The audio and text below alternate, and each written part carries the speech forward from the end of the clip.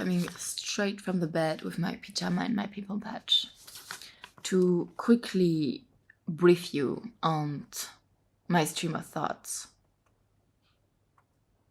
with these small notes on what the fuck is even romance. And yeah, I want to just share some quick thoughts that I had these days on my relationship with romance, and also more specifically the relationship between romance and storytelling, which sounds absolutely, I guess, logical and not even to be questioned, but I just want to yap to you all about what I think. When I started to reflect on romance, I quickly realized I didn't even know the definition of it. And I don't want to get into a rant about the definition, but I just was like, oh, what is even romance? And I mean, I ask you, what is romance? Do you even know what's romance? I didn't know. I mean, I had an intuition for what it could be, but I wasn't so sure. So I'm kind of sitting down with this definition of like romance being a feeling / strong attraction for a person and is attached to an idea of adventure and courtship. I think we can sit with that definition without going into any specificities. I think there's an ongoing interest for deconstructing and analyzing romance. I see it on social media with this idea of decentering romance, or analyzing how certain movies or stories are deeply reinforcing narratives around romance that are very heterosexual or patriarchal or embedded within capitalistic logics. And I think this is a very important conversation that we're all having nowadays.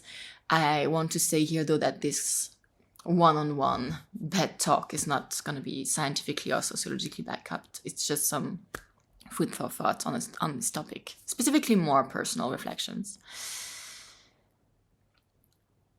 Yeah, and I think for me it's so interesting to think always in romance in terms of storytelling, because I think if we follow the idea that storytelling is a tool of manipulation and also self-manipulation or self-persuasion, it's very important to reflect on like what is the story we're being told, but also what is the story we are telling ourselves. And I've been reflecting on this a lot lately because I am a fisher for stories. I think people who know me or who know my work or know what I'm interested in know that I am a fervent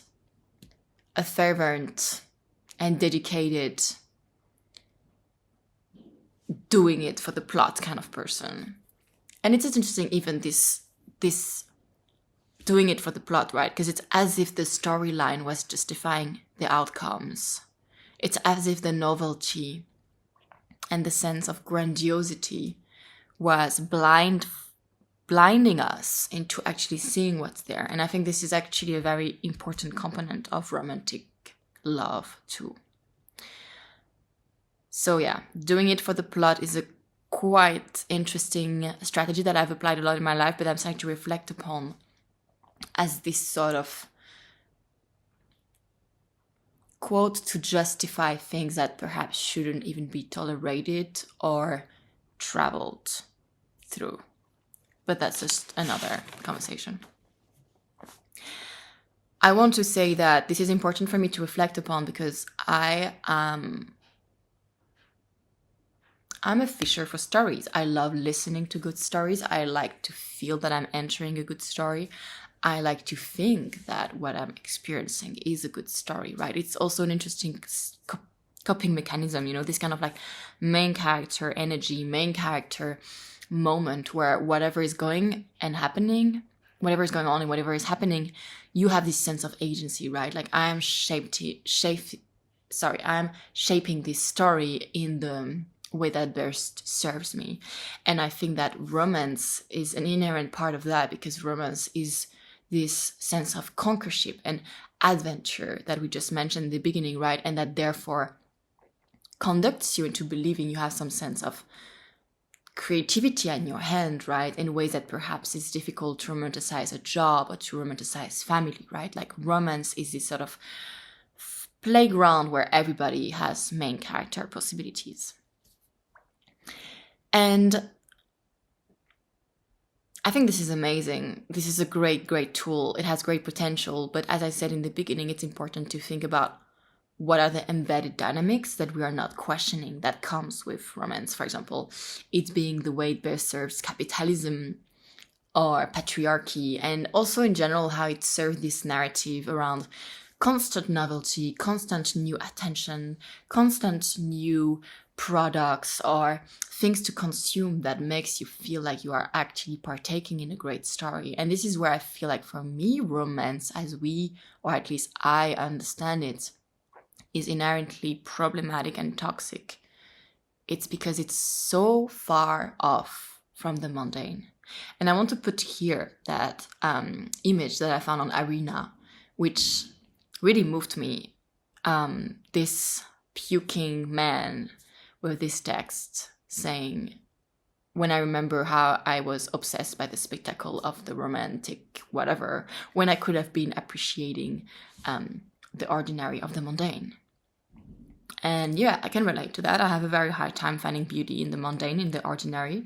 I'm always seeking for novelty, for grandiose, and I will be honest with you, I think it's an addiction. It's an addiction that is on the same spectrum, I think, as video games or substances.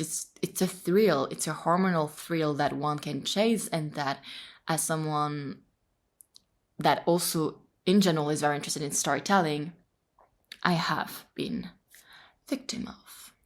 But trying to reflect on it, So what the fuck is romance exactly? Is it a state? Is it a performance? Is it self-persuasion? Is it self-disillusion? And I think that it's very important, this moment in which we're all deconstructing this concept, because we have been told, specifically I want to say in the West, because I don't know too much about how romantic love or romance is applicable / applied to certain settings in other culture. But in the West now, we're being confronted with this narrative we've been sold and that has been capitalized on. And then whether or not we want to relate to it in that way, we can unlearn it. We can change what romance means. We can find a new terms for it, right? And this is something that I'm also thinking in the story that I want to write. Like, will the romantic dynamic be at the center? Will the romantic dynamic be a sub-question? Will there even be a romantic dynamic? Maybe it's not romantic at all. Maybe it's people actually reflecting on what it means to be romantic. Maybe it's only about friendship. Maybe there's nothing at all that feels like conquership. Maybe the story is really flat. Maybe nothing is happening. You can really experiment with that, knowing though that the audience is generally interested in things that follow some kind of storyline that have those inherent adventurous conquership dynamic in.